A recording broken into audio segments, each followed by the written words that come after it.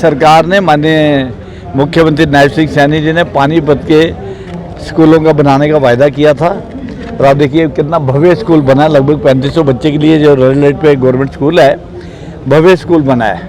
लोकार्पण तो तब करेंगे जब अभी इसमें थोड़े से काम होने वाले हैं, जिसमें कि इसका हमने सर्वे किया है और उसके मुताबिक जो जो डिमांड हमें लग रही है ये बनाई जाए, तो उसके लिए आज मैं यहाँ पे आया हूँ। इसका सर्वे कल मैंने करवाया परसों, और इसको पूर्ण करके तब लोकार्पण करेंगे। आज तो बच्चों से मिलने के लिए, सबसे मिलने के लिए आए हैं। सर, ये विभाजन विभीषिका बनाई जाएगी बीजेपी की ओर से, लेकिन ये बात हमेशा कही जाती रही है कि पास्ट को अगर आप भुला दो, वर्तमान में जियो और भविष्य सुधारो। पास्ट को भुलाएंगे समन्वय बनाने के लिए, भाईचारा बढ़ाने के लिए भुलाना भी चाहिए, लेकिन अपनी आने वाली पीढ़ियों को ये बताना बहुत ज़रूरी है कि हमारे पूर्वजों ने किस तरह की यात्राएं सही, किस तरह से उन्होंने यहाँ पे माइग्रेट होने के बाद किस तरह अपने परिवारों का पालन पोषण किया, किस तरह अपने बच्चों को पढ़ाया, किस तरह आगे बढ़े।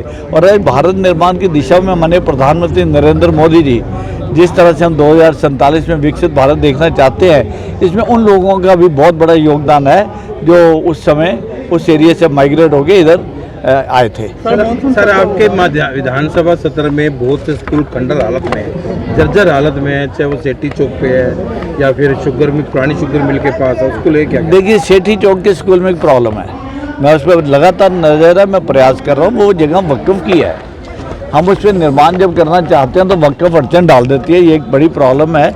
लेकिन आप देखिए, आने वाले समय में इस हफ्ते के अंदर अंदर 5 बड़े स्कूलों में और काम करने जा रहे हैं। जैसे एक मैंने आपको इसी स्कूल का बताया, यहाँ बहुत सारी भी कमियां हैं। भवन अच्छा बन गया है, लेकिन उसके बावजूद कुछ काम ऐसे हैं जरूर करनी है, काम है, उसको पूरा करेंगे।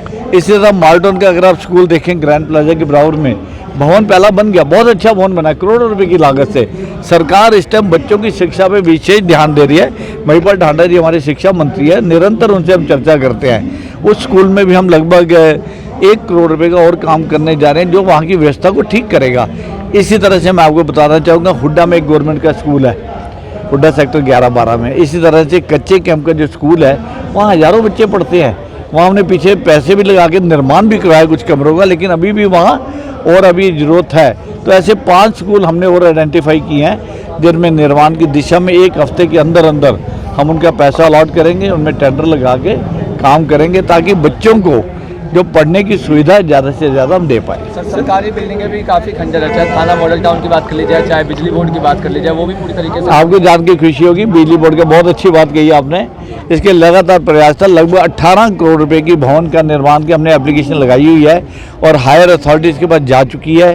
जो बिजली बोर्ड का रेलवे इस पे गोहाना रोड पे ऑफिस है, लगभग 70-80 साल पुराना है, बड़ी जर्जर हालत में है, और वहाँ अधिकारी बैठते हैं हमारे, वो उचित नहीं है कि वहाँ बैठें। तो उसके लिए भवन निर्माण के लिए परमिशन मांगी है, बहुत जल्दी 1 महीने में उम्मीद करता हूँ। मैं उस फाइल को फॉलो कर रहा हूँ, 1 महीने में उसकी परमिशन आ जाएगी। मनोनीत पार्षद के लिए आपसे लिस्ट मांगी गई थी विधायक मंत्री, लेकिन उस लिस्ट के हिसाब से तो बने नहीं।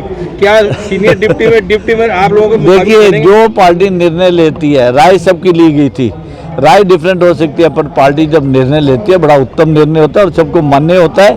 इसी तरह आगे भी जो निर्णय लिए जाएंगे और पार्टी जो निर्देश देगी उसका पालन करेंगे। सबकी दी हुई है। बोलो जी, बोलो।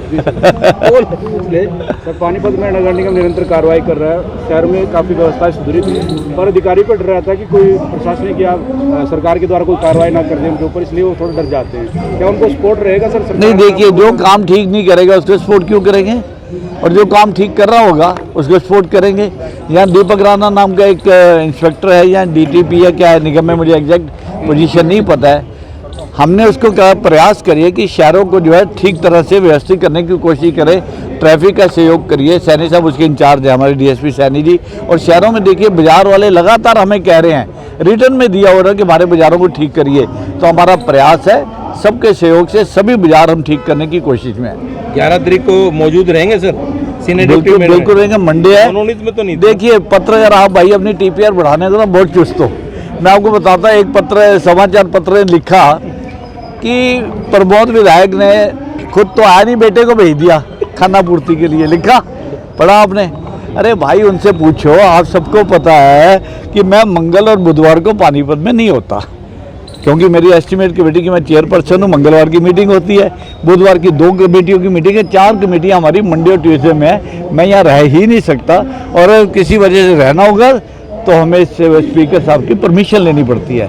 तो इस बार 11 तारीख को सोमवार है, डेफिनेटली आपके बीच में रहूँगा।